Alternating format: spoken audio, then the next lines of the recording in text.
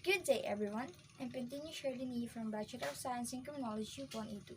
Today, I'm going to share my knowledge about the second among 5 pillars of the Philippine criminal justice system, which is the prosecution. So what is prosecution?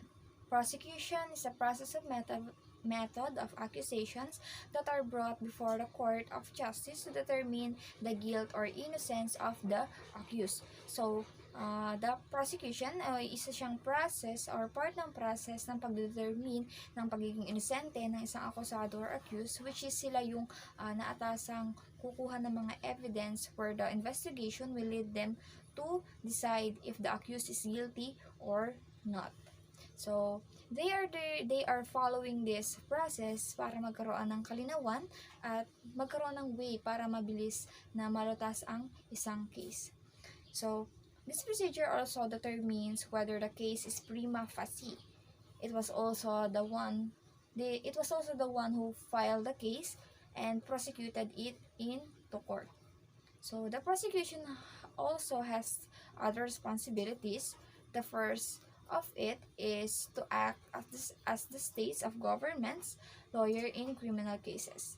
So, dito sa prosecution, tatakbo ang flow ng isang case. We have the prosecutorial arm, meron tayong ombudsman, and lastly, ang COMELEC. Yung prima facie ay ang nagdetermine na may crime na nagawa. Also, there are roles that the prosecution holds. First is serving as the lawyer of the state of the government in criminal case. Also, in a trial, the prosecutor is always considered as the officer of the court. Not only that the prosecutor also serve as the member of the Department of Justice or DOJ, and this is a must as we have the rules that we must follow. So, ang prosecutor ay isang parte ng isang hearing na may sariling role at ito ay nararapat lamang na lagi nasusunod dahil ito ang nakasaad sa batas. Also, we have the prosecutorial discretion and the selective prosecution.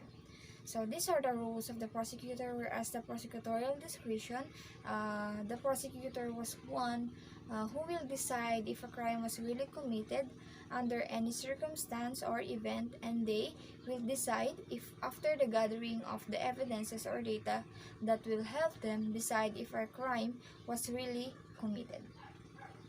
Also, dito nga, sa prosecutorial discretion ay dito umaaksyon ng prosecutor na kung saan siya yung nag-a-assess sa mga evidences na nakuha ng mga police or ng mga investigator. They will assess it and they will make an evaluation, and after that, they will decide if possible ba na matanggap yung case na yun or ibabasura nila. Tatanggapin nila yon if they see some possibility na may crime talaga na nakumit according sa mga evidences, at i-reject naman nila kapag kulang yung ebidensya na nagde-decide if there is a crime committed. Then, as for the selective prosecution, they are tasked to evaluate those evidences gathered by the police, and they will determine if it was enough or valid to file a case or warrant in the name of the violator themselves. Okay. We also have the legal factors considered by a prosecutor under selective prosecution. In this process, the strength of the case was determined whether it was a strong or a weak one. Then, the suspect will be considered is in the guilty side. Then, if the witnesses are willing to do their part. And lastly, the strength or the means in which the guilt of the defendant will be determined. In selective prosecution, there are standards that they need to consider. One of the factors of it ay ang pag-assess kung may lakas o mahina ang kaso na iyon. Gayon din kung guilty ang akusado. Also, there is a cooperation of the witnesses na kung saan ay willing ba sila sa kanilang ginagawa or gagawin pa lang. Doon ay nagkakaroon ng oath-taking para makonsider if willing ba talaga sila, at may mga pipirmahan sila under the name nila. Yung mga sinasabi nila mga statements ay lahat ay may mga identities na di nila mababago kapag naibigay na nila, lalo na kapag may pirma.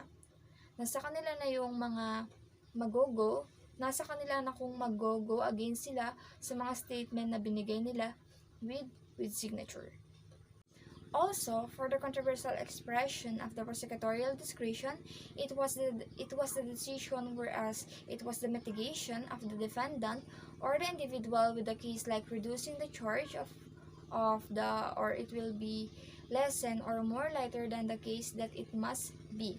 Then they can also drop multiple counts in order to leave a single charge, like complex crimes. Rather than having so much cases or charges, the prosecutor can change and come up with only one.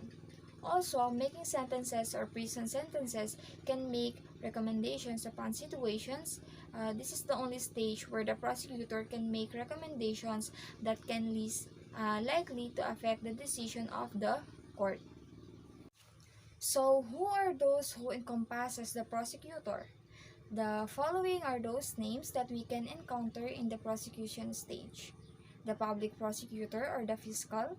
Under it was the state prosecutor, provincial prosecutor, city prosecutor, and special prosecutor.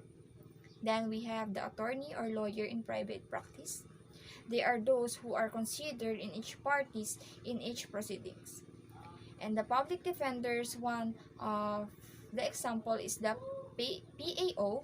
Those are legal aid lawyers that are tasked to handle public proceedings, given that they are paid by the government and not by the people. As all of those who take part in the criminal justice system has their own duties, the prosecutor also have his own respective duties, and the following are those essential for the sake of the flow of the criminal justice system. They will assess those data or evidences that was given to them or handed to them by a certain person or individual, that can be one private citizen, who are considered as the victims, or can be the government officers in charge of the enforcement of the law that has been violated in the case or charge. Then they will report the information with properness in the court with enough and valid basis based upon the harassment that they had done, also along with the proofs that they have. They are also the one who prosecute the said offenders in the court, as it was their duty to do in the name of the people of the Philippines. We also have the preliminary investigation as part of the criminal justice processes that are allotted to determine more on the case at hand. It was an inquiry or proceeding that is conducted for the purpose of determining if the crime can be recognized as a well-founded crime that can probably recommended in the court with a probable cause, and determine the defendant as guilty and be held in trial for a further more investigation. We have the officers that are authorized to conduct preliminary investigation. The following are as follow: the provincial or city fiscals and their assistants, then the national and regional state prosecutors, and lastly is those officers that may be authorized by the law. There are also requests that can be made by the prosecutor to the judge for the use approval to terminate further criminal prosecution against the suspect, and it was called the nolle or the nolle prosequi. It was used to reduce or lessen case overload, the backlog, and the delays in bringing of the defendants to trial.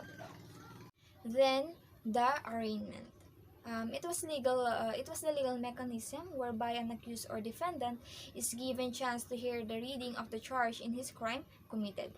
And it was the process of reading of the charge, and in the presence of the defendant, he will announce his plea of guilty or not guilty. We also have the plea bargaining, whereas the lawyer and the prosecutor will discuss the decision, and the bargaining will continue to obtain a lighter sentence in exchange for the defendants entering a guilty plea. It was a like win-win situation, whereas the defendant will announce a guilty plea for much more lighter sentence. We also have the positive side of plea bargaining, or the advantages of this stage.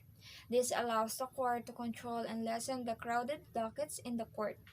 The prosecutor rather, also has the venue to secure the convictions of bad crimes. There are also the discretionary tool for tempering the letter of the law with an individualized justice. Then, acts in the best interest of society rather than on behalf of the victim. This also saves victims from humiliation and trauma. And for the convenience is that there is no trial for this because the decision has been made. Also, if we have the pros, we also have our cons with regards to plea bargaining. It lowers cases, demoralizes the police. It provides an opportunity for the defendant, and it was sided always in the defendant. It, it is most favorable for the defendant more than the victims. It is not also an evidence of legitimacy of rehabilitation. Then it was also destructive of the adversary method of justice, and the defendants are dissatisfied.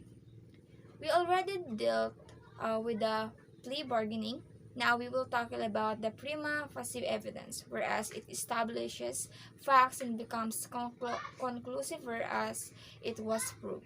And also, it denotes evidence that are needed for the prosecutor to establish for the initial impression of the case or the crime committed, but it is not the proof upon reasonable doubt for the case at hand.